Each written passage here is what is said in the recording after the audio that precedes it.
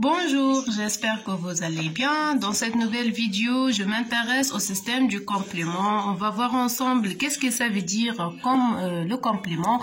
Quelles sont les trois voies d'activation, la voie classique, voie dialectine, voie alterne. Comment se fait l'activation de chaque voie et dans quelle réponse immunitaire est impliquée, réponse innée ou réponse spécifique. Et bien sûr, les protéines du complément et leur rôle respectif. Le système du complément, c'est un système biologique de défense anti-infectieux formé par environ 30 protéines, solubles d'activité le plus souvent enzymatique et membranaires qui sont le plus souvent des récepteurs. Ces protéines ont la capacité d'interagir entre elles et avec certaines membranes biologiques.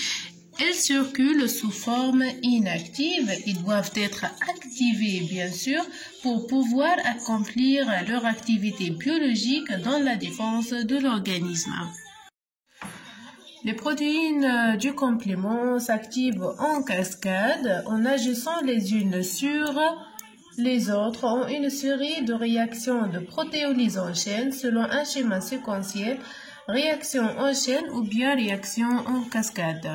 Il existe trois voies d'activation, la voie alterne impliquée dans la réponse immunitaire innée, la voie dépendante des lectines ou bien les voies des lectines aussi dans les réponses immunitaires innées et la voie classique de la réponse immunitaire adaptative. Voilà les trois voies d'activation du complément, la voie classique de la réponse immunitaire spécifique, la voie dialectine et la voie alterne de la réponse immunitaire innée. La différence entre les trois voies, c'est au niveau de l'activation initiale. Par exemple, la voie classique est activée grâce à un agent infectieux direct, aux protéines CRP, au complexe humain antigène-anticorps, c'est-à-dire les complexes humains sont formés par l'association entre un antigène et un immunoglobuline d'activité anticorps. Les immunoglobulines qui peuvent former les complexes humains sont essentiellement du classe IgG et IgM. La voie dialectine et la voie alterne s'activent sous l'effet de stimulations diverses, directes en présence d'un micro-organisme ou de ses composés. La voie dialectine s'active grâce aux résidus stannose à la surface de l'agent. Le même aussi pour la voie alterne du complément. Et ici, je peux trouver qu'il existe un composant commun entre les trois voies, c'est le C3 convertase. Les conséquences d'activation du complément sont la destruction et la lyse des agents pathogènes, la phagocytose des agents pathogènes et l'amplification de la réponse immunitaire. C'est les trois fonctions majeures de l'activation du complément, mais aussi la mise en place de la réponse spécifique. Il est nécessaire à la mémorisation des lymphocytes B et l'induction de la tolérance des lymphocytes B et aussi la génération et régulation de l'inflammation. Donc, il joue un rôle important dans la régulation. Maintenant, on va voir les protéines de chaque voie. Alors, à propos des protéines du voie classique du complément, elles sont désignées par la lettre C, suivie d'un chiffre. Je trouve C1 qui présente 5 protéines, C1Q plus 2C1R plus 2C1S. J'ai aussi le C2, C3 et C4. Elles sont classées selon l'ordre de leur découverte et non sur des critères fonctionnels. Comme les protéines du complément circulent sous forme inactive, je peux trouver ici donc C1Q, C1R, C1S s'écrit comme ça sous forme inactive. Mais suite à leur activation en cascade, C1Q bar, c'est-à-dire C1Q activé. C1R bar, c'est-à-dire C1R activé. C1S, c'est-à-dire C1S activé. Voilà les formes activées du protéine du voie classique du complément. C'est la forme activée de la protéine C1 du complément. Pour les autres, c'est-à-dire C2, C3 et C4, donc elles sont des... Alors, c'est les formes activées de la protéine C1 du complément. À propos les autres, Donc, le suffixe petit a désigne le petit fragment de molécules clivées. J'ai C3A, C4A, C5A. Le suffixe petit b désigne le grand fragment de molécules clivées. C3B, C4B et C5B. Bien sûr, l'association de deux fragments comme C3A plus C3B donne la protéine C3. C4A plus C4B donne la protéine C4. À l'exception de C2, tel que C2A désigne le grand fragment et non le petit fragment comme dans ce cas. Et bien sûr, les C2B désignent le petit fragment et non le grand fragment. Donc, c'est l'inverse de ces protéines. La lettre I désigne une molécule inactive provenant de la dégradation d'une molécule de complément. Exemple C3BI, notez aussi IC3B. Passons maintenant aux protéines du voie alterne du complément. Elles sont désignées par des lettres capitales. B pour le facteur B, D pour le facteur D et P pour la properdine.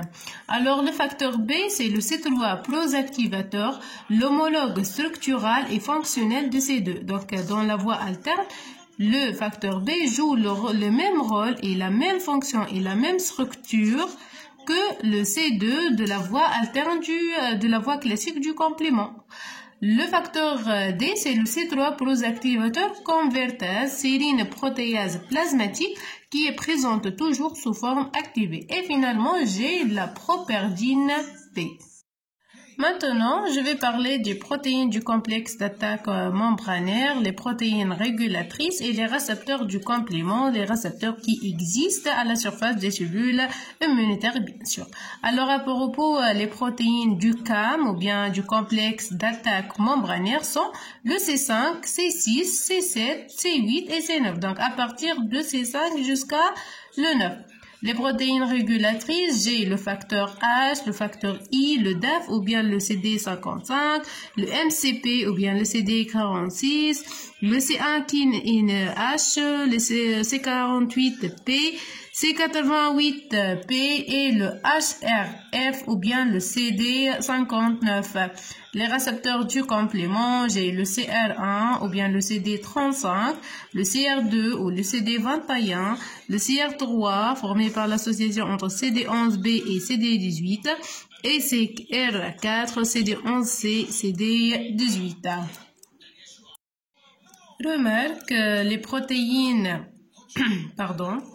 donc les protéines C1R et C1S qui sont les deux protéines de C1 du voie classique du complément et la protéine C2 aussi c'est une protéine du voie classique. La protéine ou plutôt le facteur B et le facteur D qui sont impliqués donc dans la voie alterne et le facteur I donc une protéine régulatrice sont des sérines protéases.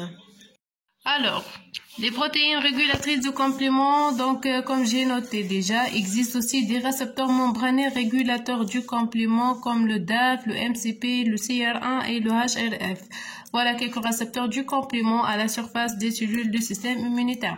Donc, je peux trouver le CR1 à la surface des globules rouges, à la surface des polynucléaires neutrophiles, des polynucléaires éosinophiles, aussi les lymphocytes helper, les lymphocytes B, les CDF, les monocytes et les macrophages aussi. Alors, de façon générale, le CR1 sont présents partout. Donc, toutes les cellules et la majorité plutôt des cellules du système immunitaire expriment le CR1, le récepteur du complément. CR1, c'est le récepteur de la protéine C3B, donc plutôt de grand fragment, de la protéine C3. Voilà, parce que la lettre B désigne le grand fragment. D'accord? Et aussi peut-être un récepteur pour le grand fragment de la protéine C4 et même aussi pour la molécule inactive IC3B. Je vais voir maintenant le CR2. Donc, je trouve le CR2 à la surface des natural killers, les lymphocytes B aussi, les cellules dendritiques folliculaires, il exprime les thymocytes qui sont donc les lymphocytes immatures, les cellules endothélial. Donc le CR2 ici, c'est un récepteur pour le C3DG ou bien le C3BI. C'est la molécule inactive du C3B. Peut-être aussi un récepteur mais de faible affinité pour le C3D et de faible affinité pour le C3B aussi. Je vais voir maintenant le CR3 plutôt.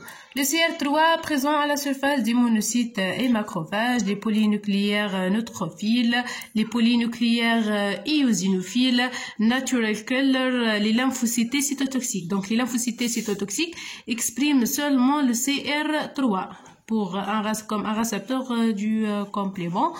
Et voilà, donc bien sûr les cellules dendritiques folliculaires. C'est un récepteur le même en fait, il a une grande affinité pour la IC3B et une affinité moyenne pour le C3B. À propos le CR4, si on orangé, je peux la trouver à la surface des plaquettes, des monocytes et les macrophages. Les polynucléaires neutrophiles ici, donc le CR4 est peu exprimé par les cellules du système immunitaire. Voilà, donc c'est un récepteur aussi pour le IC3B. Pour les autres, le C3A récepteur et le C5A récepteur. Donc c'est le C3A récepteur, c'est le récepteur de C3A. Le C5A récepteur, c'est le récepteur de C5A. Donc c'est logique en fait. Voilà, donc ces protéines ces récepteurs coexistent ensemble. Donc existent à la surface des plaquettes, des cellules endothéliales, quelques lymphocytes périphériques, à la surface des mastocytes aussi. Voilà, donc je peux le trouver aussi à la surface des polynucléaires basophiles. Donc je vais le C3A récepteur, c'est le récepteur de C3A. Le C5A récepteur, c'est le récepteur de C5A, bien sûr. Alors, merci pour votre attention. La prochaine vidéo, Inch'Allah, on va voir ensemble l'activation du complément avec des détails, bien sûr. Donc, si vous aimez la vidéo, n'oubliez pas de cliquer sur un j'aime et d'abonner à ma chaîne. Merci beaucoup.